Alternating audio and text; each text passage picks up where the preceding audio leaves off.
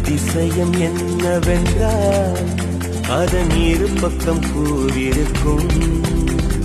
கனவுக்கு செயல் கொடுத்தால் அந்த சூரியனில் செடி முளைக்கும்.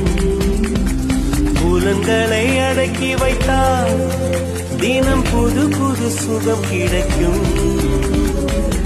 துக்கும் மாறி உங்கேடி என்று காமி பல இன்பம் பள்ளி சேர்த்து ஒரு மூட்டை கட்டி வாணி வாணி பல பழக்கிற பகலானி பட படக்கிற அகலானி அனல் அடிக்கிற துகுலானி நகலின் நகலானி மழை அடிக்கிற முகிலானி கிணறு அடிக்கிற திகிலானி மனம் மணக்கிற அகிலானி முள்ளா மலராணி.